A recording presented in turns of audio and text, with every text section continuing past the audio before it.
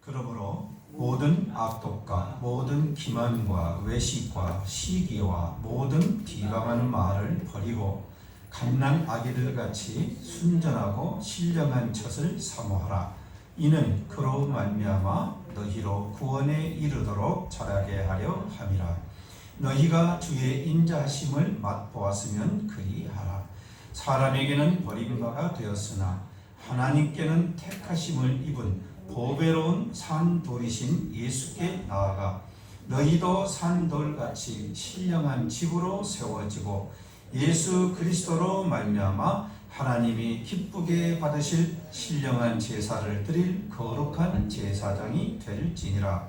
성경에 기록하였으되 보라 내가 택한 보배로운 모퉁이 돌을 시온에 두노니 그를 믿는 자는 부끄러움을 당하지 아니하리라 하였으니 그러므로 믿는 너희에게는 보배이나 믿지 아니하는 자에게는 건축돌이 버린 그 돌이 모퉁이의 머릿돌이 되고 또한 부딪히는 돌과 걸려 넘어지는 바위가 되었다 하였느니라. 그들이 말씀을 순종하지 아니하므로 넘어지나니 이는 그들을 이렇게 정하신 것이라.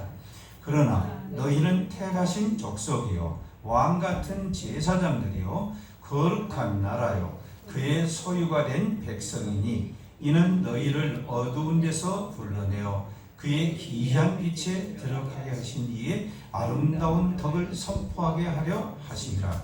너희가 전에는 백성이 아니더니 이제는 하나님의 백성이요 전에는 긍휼을 얻지 못하였더니 이제는 긍휼을 얻은 자니라. 아멘. 오늘 주시는 하나님의 메시지는 무엇입니까? 거듭난 성도는 날마다 신앙이 자라나야 한다는 거죠. 성숙해져야 돼. 그것을 어떻게 한다고요? 그렇게 살아야 된다라는 겁니다. 여러분 사람이 어떤 사람이든 다 성공을 원해요. 그죠? 근데 성공이 뭘까요? 성공이 어떤 기준일까요? 부귀 영화를 가지는 게 그게 성공일까요?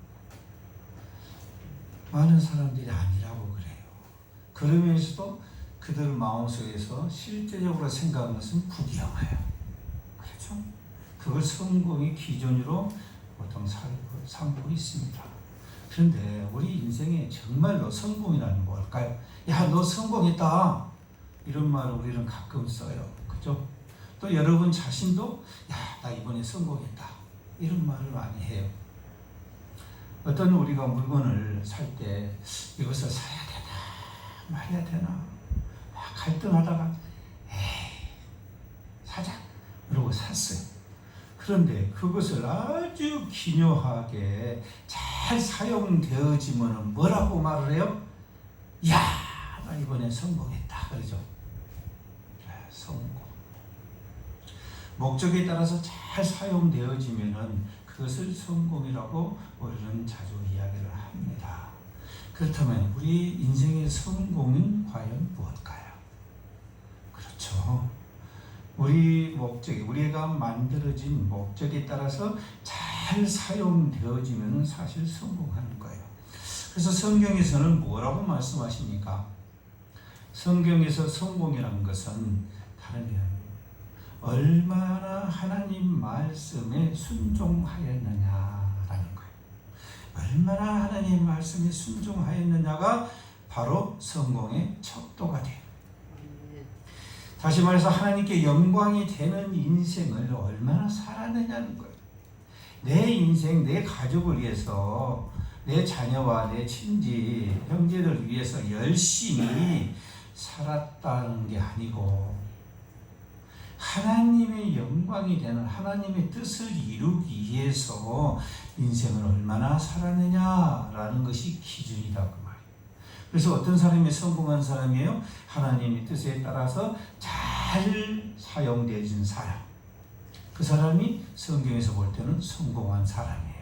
이 성공한 사람들은 다 어디 날아가요? 거룩한 나라. 다시 말해서 천국에 들어갈 수가 있어요. 그런데 여기서 성공하지 못한 사람들은 어떻게 됩니까? 천국에 들어갈 수가 없어요. 그래서 저와 여러분은 성공해야 돼요? 안 해야 돼요? 해야 돼. 해야 돼요. 자, 부귀영화를 누리는 것, 그것을 목적으로 한다고요? 아니에요. 부귀영화는 우리가 하나님 말씀에 순종을 잘 할 때 주시는 복이에요. 그렇죠? 하나님 주시는 선물이에요. 선물. 우리가 선물에 눈이 어두워서, 그렇죠? 우리나라 속담 있죠. 잿밥에 눈이 어두워있다. 그런 우리가 잘못된 인생의 삶을 살아서는 안 된다는 거예요. 세상에서는 자꾸만 여러분에게 어떻게 가르쳐요? 여러분의 인생만 잘 살라고 가르쳐요. 여러분의 인생이 잘 사는 게 뭐예요? 성공해서 자기의 가정을, 가게를 잘 이끌어가는 거. 그리고 할 수 있으면 사회에 많은 도움을 주는 유익한 인간이 되는 거. 이것을 성공이라고 그래요. 그래서 보통 우리 사람들이 성공 그러면 지위라든가 명예라든가 이런 것에다가 많이 초점을 둬요. 그러죠? 농부 됐는데 야, 너 성공했다는 사람 보셨어요? 근데 국회의원이 되면 뭐라고 그래요? 야, 너 성공했다. 자, 저기 어디 직장에 장이 되면 뭐라고 그래요? 야, 너 성공했네? 그런단 말이에요. 그런데 그걸 다 뿌리시고 시골로 내려서 농사 진다면은 야, 너 성공했다 그런 사람 보셨나요? 이렇게 우리는 눈에 안 보이게 뭔가 성공이라는 기준을 자꾸 물질적인 것에다가 세상적에다가 놓고 있어요. 또 그렇게 우리는 봐왔고 그렇게 우리가 문화로 교육되어져 지금까지 자라온 거예요. 그러니까 성경에서 말씀하시는 그 성공하고 세상에서 말하는 성공하고 자꾸 충돌이 일어나는 거예요. 그래서 신앙에 어려움이 생기는 거예요. 자, 여러분, 우리가 거듭난 성도라는 것은 바로 어떤 의미인가? 또 거듭난 성도는 과연 어떻게 성숙해져 가야 되는가? 이것을 예수님께서는 성경을 통해서 우리에게 말씀해 주시고 계세요. 그래서 예수님께서는 우리가 필히 거듭나야 된다고 말씀을 하십니다. 왜 거듭나야 돼요? 그렇죠. 물과 성령으로 거듭난 자만이 어디 간다? 아버지 나라 천국에 들어갈 수가 있기 때문이에요. 그래서 우리는 거듭나야 돼요. 거듭나야 돼요. 자, 2절 말씀 볼까요? 갓난 아기들 같이 순전하고 신령한 젖을 사모하라. 순전하고 신령한 젖을 사모하라는 거예요. 다시 말해서 하나님의 말씀과 은혜를 사모해야만이 우리가 성숙한 삶을 살아갈 수가 있다. 다시 말해서 성공해진다. 그 말이에요. 자, 1절에 보게 되면 그러므로 라고 해요. 그러므로 이러한 사람들은 갓난 아기들 같이 순전하고 신령한 젖을 사모하라고 그렇게 말씀합니다. 자, 그러면 그러므로가 밑에 깔린 게 뭐예요? 바로 그 앞장 1장에 보게 되면 1장 23절에 너희가 거듭난 것은 썩어질 씨로 된 것이 아니요 라고 말씀합니다. 자, 지금 이 그렇다면 순전하고 신령한 젖을 사모하는 사람은 어떤 사람을 말하는 거예요? 예, 거듭난 사람을 말하는 거예요. 이 거듭난 사람, 막 태어난 사람이기 때문에 갓난 아기들이라 비유를 한 거예요. 갓난 아기들 같이 그랬어요. 갓난 아기들이 가장 필요한 게 뭘까요? 그렇죠, 젖이죠. 식량이죠, 식량. 근데 그 식량은 누구한테 있어요? 엄마한테 있어요. 그래서 얘들은 본능적으로 엄마를 찾아. 그죠? 그와 같이 신령한 젖을 사모하라 라고 말씀을 합니다. 여러분, 얘들이 누가 가르치지도 않았지만 젖을 찾는 이유는 뭡니까? 생존이에요. 그래야 살기 때문에. 그죠? 그 사모함이라면 이루 말할 수가 없어요. 왜 그럴까요? 생명이니까요. 생존이니까. 본능적으로 젖을 찾는 거예요. 그 얼마나 갈급하게 찾겠어요. 그와 같이 그 말이에요. 거듭난 자는 순전하고 신령한 젖을 그렇게 사모해야 된다. 그 말이에요. 신령한 젖을 뭐예요? 하나님의 말씀과 은혜예요. 그래서 예수님께서는 사람이 떡으로만 사는 것이 아니요 하나님의 입에서 나오는 모든 말씀으로 산다고 말씀. 무슨 말이에요? 말씀이 양식이에요. 어떤 양식이에요? 신령한 젖이에요. 그래서 이것을 사모한다면 뭡니까? 우리가 자꾸 찾고자 해야 된단 말이에요. 갈급해야 돼요. 이 갈급한 마음이 없어지게 되면 문제가 생기는 거죠. 자, 그런데 이 거듭난다는 것, 그렇죠? 거듭난다는 것은 우리가 생각을 바꾸는 이걸 말하는 게 아니죠. 요한복음 1장 13절에 보면은 이는 혈통으로나 육정으로나 사람이 뜻으로 나지 아니하고 오직 하나님께로부터 난 자들이니 그랬어요. 거듭난 자는 사람이 뜻으로 되어지는 게 아니란 말이에요. 사람이 뜻으로 내 능력으로 내 노력으로 거듭나게 되어지는 게 아니라는 거예요. 오직 뭘로? 하나님께로부터 난 자야만이 거듭날 수가 있다 그 말이에요. 그래서 우리가 하나님 앞에 겸손히 나아가야 돼요. 교만하게 나아가는 게 아니에요. 자, 다시 말해서 거듭남은 어떻게 된다고요? 오직 성령에 의해서만 거듭난다고 말씀을 하는 거예요. 그런데 그 성령에 의해서 거듭나는 것은 내가 부탁해서 한 것이 아니라 하나님의 은혜로. 그렇죠. 그래서 뭐라고 그래요? 선물이다 라고 말씀합니다. 여러분, 부모가 자녀에게 젖을 줄 때 그냥 줍니까? 아니면 뭔가 대가를 받고 줍니까? 그죠? 그냥 주는 거예요. 근데 엄마가 떠나버리면 어떻게 돼? 애정이 식어서? 그럼 아이는 죽는 거예요. 생사가 달린 거예요. 생사가. 자, 그래서 모두가 다 그렇다라는 것이 당연하지 않느냐 하지만은 사실 아이 입장에서 보면 뭐예요? 은혜예요. 그냥 엄마가 공짜로 주는 선물이에요. 선물. 사랑의 선물. 그러므로 여러분, 성경에서 말하는 거듭난다는 뜻은 그냥 우리의 마음이 변하는 그런 것을 말하는 것이 아니라 죽었다가 살아나는 완전히 다른 생명체를 이야기하는 거예요. 그래서 거듭나야 한다는 것은 옛사람이 죽어야 한다는 것이 전제 조건이에요. 옛사람이 죽어야 돼요. 옛사람이 죽어야만이 우리가 거듭날 수 있어요. 그런데 우리가 우리 마음대로 옛사람을 죽일 수 있나요? 우리 생각과 지금까지 살아온 습관과 이런 것들을 여러분, 이제 내가 바꿔야 되겠다 라고 결심하면 확 바꿔져 버리던가요? 그렇지가 않죠. 언제만 바꿔져요? 그래요. 은혜 받을 때만. 마음이 하나님 은혜로 충만할 때는 바꿔지죠. 그때는 막 남이 뭐라 해도 막 다 들어주기도 하고 봉사하기도 하다가 하고 막 해. 왜요? 은혜가 충만하니까요. 자, 그래서 거듭난다는 것은 내 옛사람이 죽음이 전제돼야 되는데 그 내 옛사람이 죽으려면 내 노력으로 죽을 수는 없다. 그렇죠.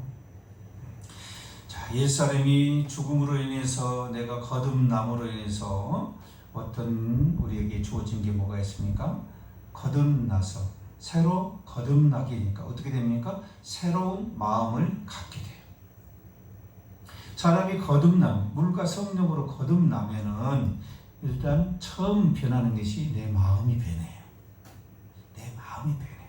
그러니까 어떻게 됩니까? 내 생각과 행동이 변하는 거예요. 바로 거듭남으로써 우리에게 새 마음이 주어진다는 것은 내 생각과 행동이 바뀌어진다는 뜻을 말하는 거예요. 내 가치관이나 이런 것들이 다 바뀐다는 뜻을 말하는 거예요. 그래서 내 생각과 마음이 바뀌니까 어떻게 됩니까? 내가 새로운 사람이 돼요. 그래서 새 인격을 갖추게 됩니다. 그래서 하나님, 믿기 전에 성령 하나님이 함께 하시기 전에는 육두문자도 쓰고 막 사람을 무시하고 거칠게 하고 이러던 사람이 성령이 임하시니까 말씨도 바꿔지고 마음도 온유해지고 참을성도 생겨나고 이렇게 주님을 닮은 거룩한 품성으로 바뀌기 시작하죠. 바로 거듭났기 때문이에요. 바로 인격이 새롭게 형성이 되는 거예요. 하나님의 자녀되는 그러한 인격으로 거듭나게 되니까 뭐가 바뀌겠어요? 생활이 바뀌어요. 여러분 거지와 왕자, 거지 왕자가 바뀐 거, 신분이 바뀐 거, 여러분 혹시 그 동화 보셨나요? 얼굴이 닮은 왕자, 그렇죠? 왕자가 하루는 밖에를 나가다 보니까 거지가 있는데 그 거지가 자기하고 연락없이 반백이요. 그래서 왕자가 제안하죠. 나하고 좀 바꿔서 한번 살아보자. 그랬죠. 그런데 거지가 그 왕궁에 들어가서 제일 적응 못한 게 뭐예요? 습관. 그죠? 살아온 습관이 있으니까 의자의에서 그 격식을 차려가면서 먹으려고 하니까 그것이 얼마나 힘들겠어요. 그래서 거지가 어떻게 먹었다고? 아무도 없을 때 방바닥에 앉아가지고 손으로 먹었다. 습관. 다시 말해서 우리가 신분이 바뀌면은 뭣도 바뀌어야 돼요? 삶도 바뀌어야 돼요. 거듭나면 어떻게 해야 돼요? 우리가 하나님의 자녀답게 살아야 돼요. 그죠? 옛날 거지같이 살아서는 안 된단 말이에요. 식당 밑에 내려가서 거기서 손으로 주워 먹어서는 안 된다고요. 이제 왕자가 됐으면 어떻게 해야 돼요? 그 신분에 맞게끔 식탁 위에서 의자에 앉아서 포크를 들고 라이프를 들고 찍어서 먹든가 해야 된다 이 말이에요. 거기에 맞춰서 걸음걸이도 어젓하게 걸어야 되고 남들 보면은 거리 숙여갖고 한 푼 집쇼가 아니라 내가 뭘 도와줄까? 이렇게 되고 이것은 어떤 사람에게 능력이 갑자기 생겨진 것이 아니라 뭐 때문에 그래요? 신분이 바뀌니까 그런 거예요. 우리가 거듭난다는 것은 뭡니까? 물과 성령으로 거듭난다는 것은 하나님의 자녀로 거듭나는 거죠. 신분이 바뀌는 거예요. 이걸 못 믿으니까 자꾸 옛날 습관대로 옛날 방식대로 살아가려고 해요. 하나님의 자녀라고 생각을 하면서 실제로는 옛날 습관을 버리지 못하고 그대로 살아가려고 한다. 그것이 우리 마음속에 있어요, 없어요? 있어요. 그러려면 우리가 어떻게 해야 될까요? 바꾸려고 어떻게 해야 돼요? 노력을 해야 돼요. 노력하지 않고 성령이 임하시니까 모든 것이 다 끝나버리는 그런 건 아니란 말이에요. 내가 이제 왕자가 됐으니까 내 행동도 생각도 다 왕자답게 될 것이다. 아니라는 거예요. 어떻게 해야 돼요? 배워야 돼요. 그죠? 그 궁전에 맞는 예법과 이런 모든 것들을 배워야 돼. 그리고 어떻게 해야 됩니까? 내 몸이 안 맞지만 익숙하지 않지만 익숙해지려고 노력을 해야 돼요. 그게 수고로워요? 안 수고로워요? 수고로워요. 하나님의 자녀되니까 무조건 복만 된 것이 아니라 하나님의 자녀답게 살아가려면 거기에 맞는 모든 생활 습관 이런 모든 것들이 바뀌어야 되니까 어때요? 번거롭고 힘들고 내 몸에 안 맞으니까요. 그럴 수 있는 거예요. 그래서 우리는 그 과정을 견뎌내야 돼요. 그걸 우리는 뭐라 한다고요? 신앙생활이라. 우리가 하나님의 자녀가 되어가는 과정이에요. 끝나버린 게 아니에요. 여러분 거듭나면은요, 거듭난다는 것은 생명이 다시 태어난다는 것은 한순간이에요. 그죠? 순간에 딱 하니 거듭나요. 그런데 문제는 뭡니까? 성장하는 것은 한번 딱 성장하고 끝나버려요? 그런 건 없어요. 어떻게 해야 돼요? 죽을 때까지 계속 성장하는 거예요. 그래서 우리 신앙생활이 힘든 거예요. 한번 거듭나면 다 끝나버렸어요. 얼마나 좋겠어요. 그런데 우리는 어떻게 한다고요? 계속 성장해야 돼요. 그래서 우리가 신앙생활이 필요한 거예요. 신앙생활이 뭐라고요? 우리가 성장하는 거예요. 성장해가는 과정이에요. 과정. 끝나버린 게 아니라고요. 그래서 믿음의 사람이라 해가지고 처음부터 완벽한 사람은 없다 그 말이에요. 점점 주님을 닮아가는 거죠. 점점 성숙해져 간다 그 말이에요.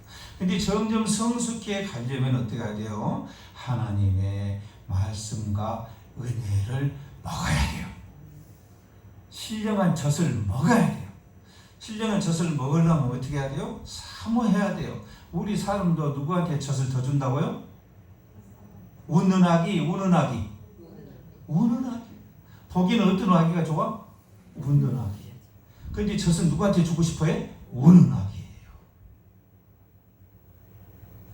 그런다고 신앙생활 때 기도할 때 맹 우란 소리가 아니에요. 수고와 노력이 필요하다 그 말이에요. 신앙생활에는 그냥 되어진 것이 아니고 수고와 노력이 필요합니다. 그런데 신앙생활을 통해서 우리가 계속 성장해 가려면 어떻게 된다고요? 하나님의 은혜를 먹어야 돼요. 하나님의 사랑을 내가 먹어야 돼요. 무슨 말이에요? 체험을 해야 돼요. 하나님의 사랑을 받지 않으면, 다시 말해서 체험하지 않으면 신앙이 자랄 수 있다 없다? 못 자라요. 갓난 아기가 젖을 안 먹으면 성장할 수 있어요? 없어요? 없어요. 그래서 우리는 어떻게 해야 돼요? 사모해야 돼요. 갈급해야 돼요. 하나님의 젖을, 하나님의 은혜를 더 받으려고 우리가 부지런히 노력과 수고를 해야 한다는 뜻이에요.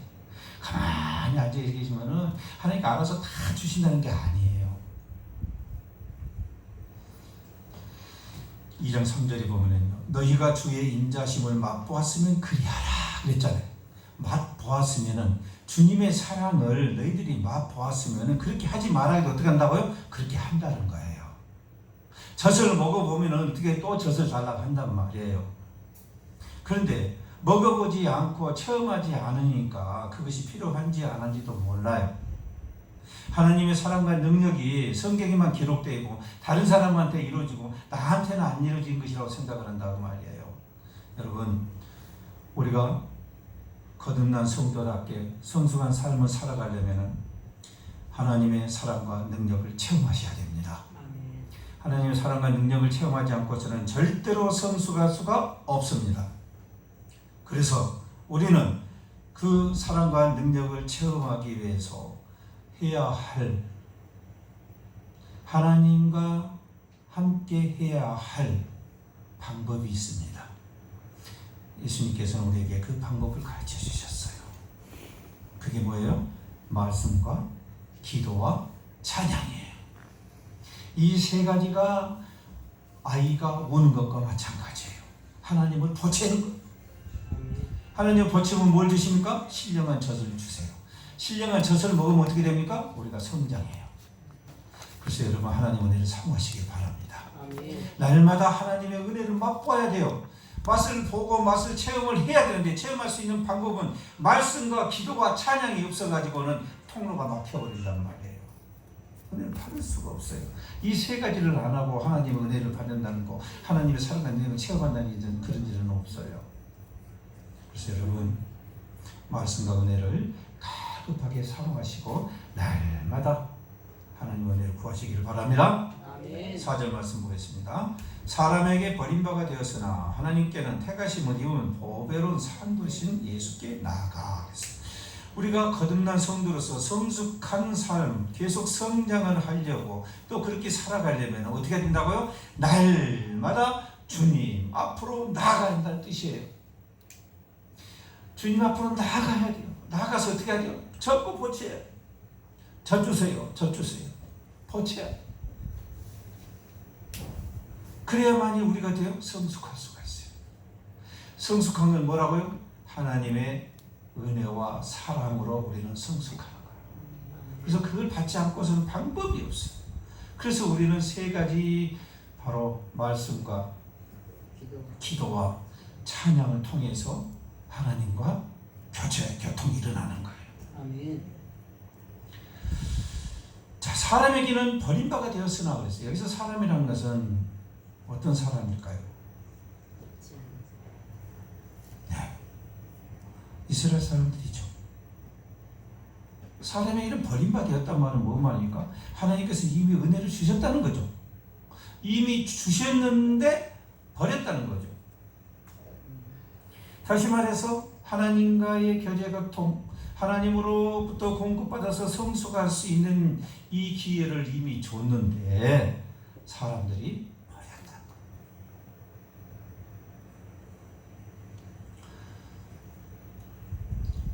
여러분, 믿음은요, 하나님의 은혜와 사랑과 능력을 체험하는 통로입니다. 그래서 우리가 구원을 뭘로 얻어요? 믿음으로.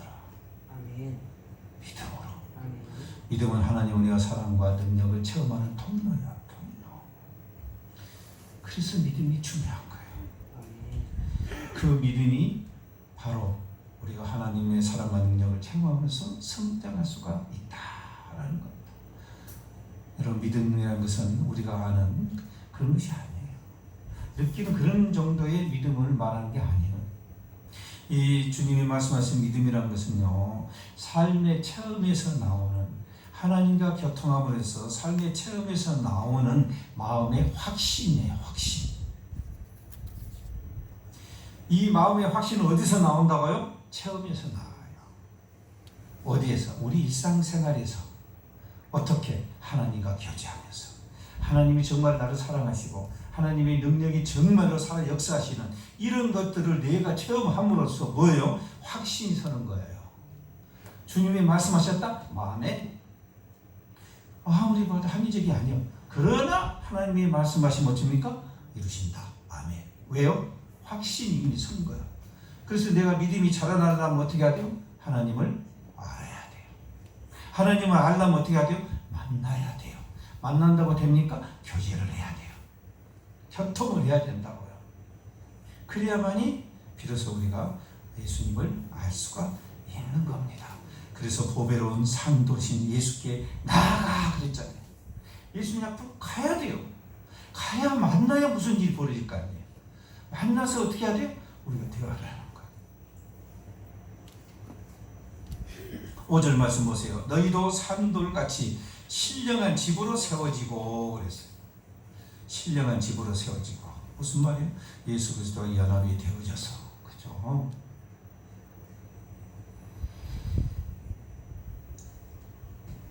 (5절) 보세요. 예수 그리스도 말미암아 하나님이 기쁘게 받으실 신령한 제사를 드릴 거룩한 제사장이 될지니라 그랬어요. 자, 거듭나서 어떻게 된다고요? 거룩한 제사장이 되어야 된대요. 거룩한 제사장. 그냥 제사장이 아니라 거룩한 제사장이 돼야 될지니라 그랬어요. 왜 제사장이라고 말씀했을까요? 그렇죠. 옛날 지성소에 들어갈 수 있는 사람은 대제사장 외에는 들어갈 수가 없었어요. 하나님을 만날 수 있는 사람은 제사장밖에 없었어요. 그 외에는 만날 수가 없어요. 다 위탁 대리죠. 그래서 우리 보고는 거룩한 제사장이 되란 말은 무슨 말이었어요? 하나님 앞으로 나아가야 한다는 뜻이죠. 그래서 버린돌과 모퉁이 머릿돌을 비유해서 우리 성도가 성숙해져야만 할 이유를 말씀하시는 거예요. 왜 우리가 성숙해져야 되는가? 그냥 가만히 있는 것이 아니라 왜 우리가 신앙에서 날마다 성숙해져야 될 이유를 설명을 하시는 거예요. 그래서 여러분, 우리는요, 육적인 마음을 가지고 있다면 영적인 마음으로 성장을 해야 돼요. 육적인 마음이란 말은 무슨 말입니까? 우리가 세상 사고를 말하는 거예요.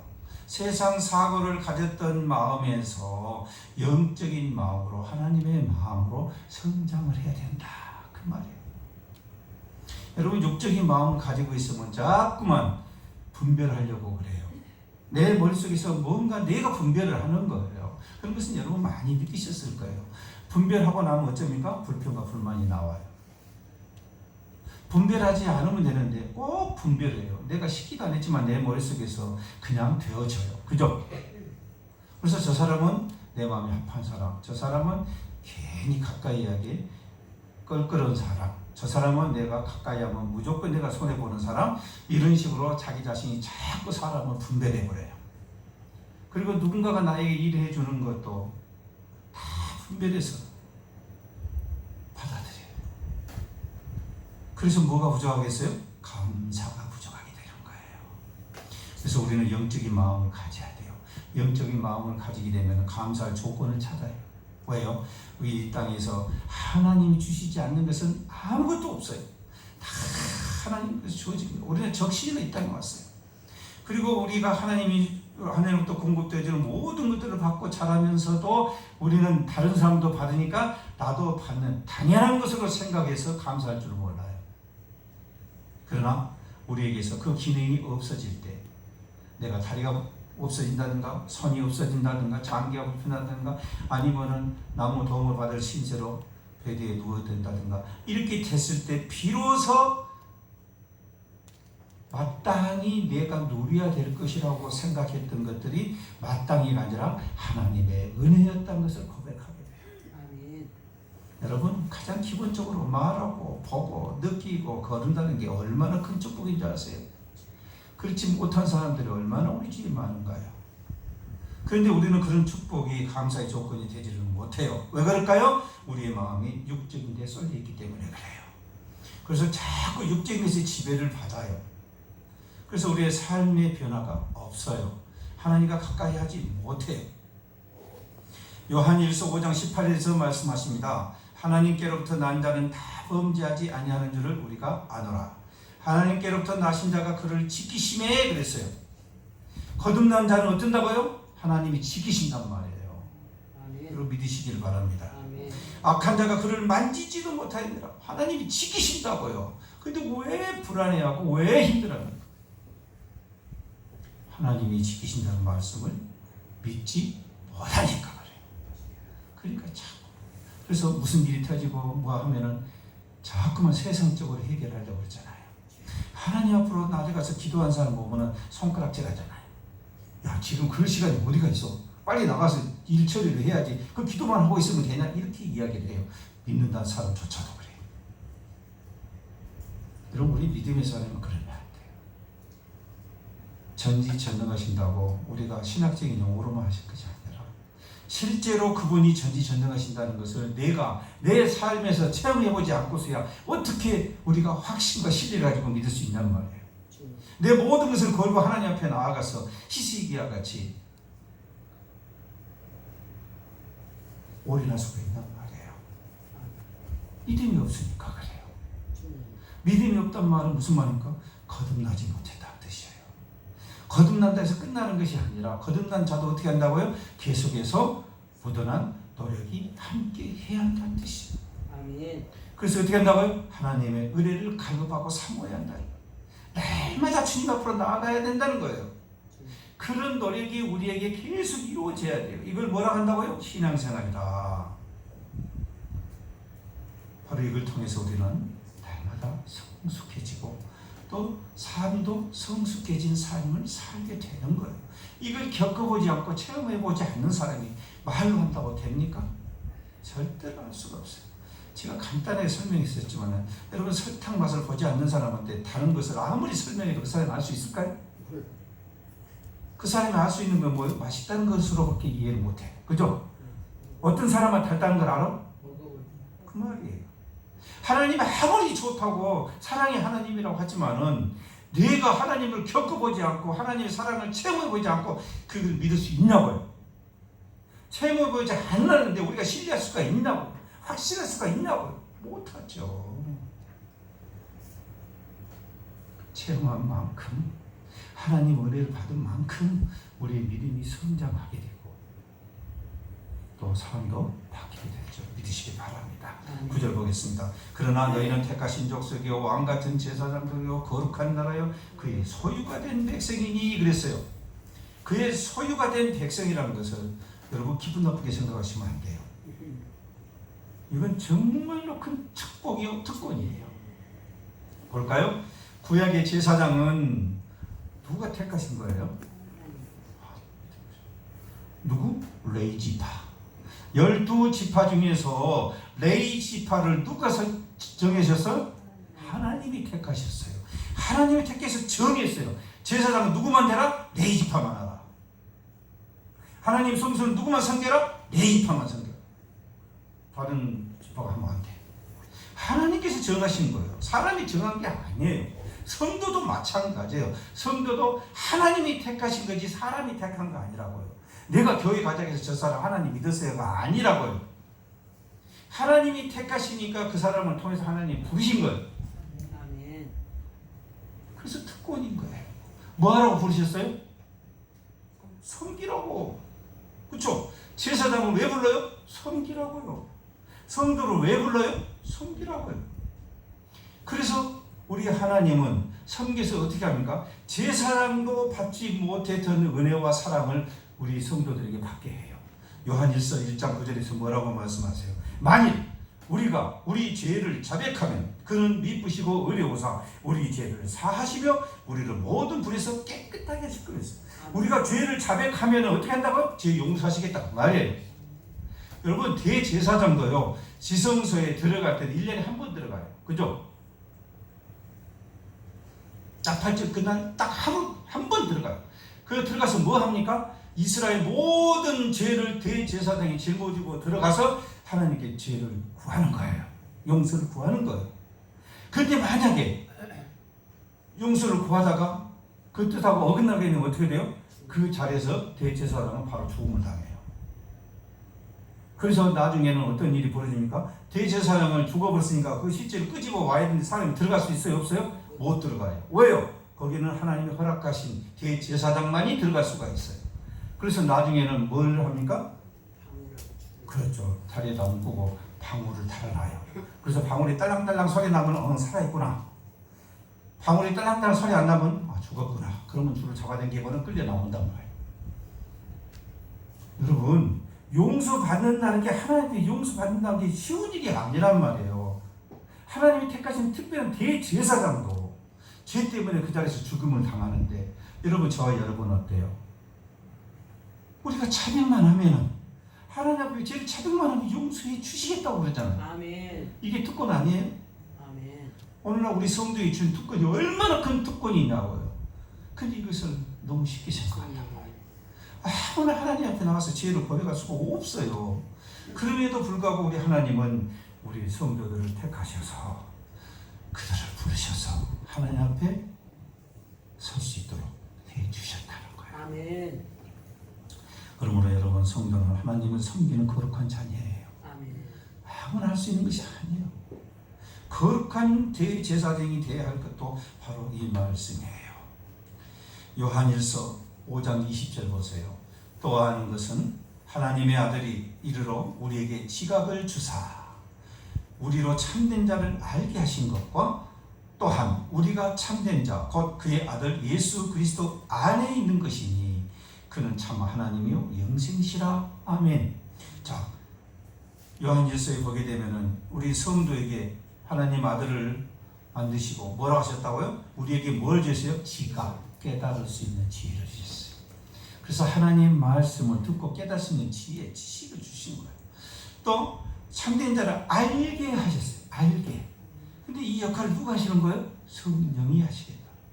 우리 지혜로는 알 수도 없고 따라갈 수도 없어요. 그래서 성령이 함께 하시면서 우리로 하여금 알게 하시고 예수 그리스도를 알게 하시고 또 예수 그리스도 안에 있게 하셨어요. 무슨 말이에요? 연합되어지게 하셨어요. 그는 참 하나님이시요 영생이시라. 여러분 영생이 무엇인가 기억나시죠? 영생은 영원히 사는 것을 말하는 거지만은 성경에서는 뭐라고 그래요?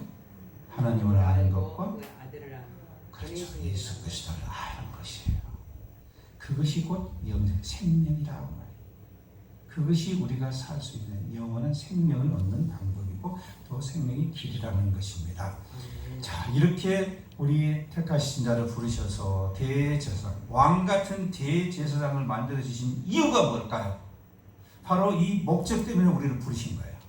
그래서 이 목적대로 잘 감당한 사람이 어떤 사람이요? 성공한 사람이에요.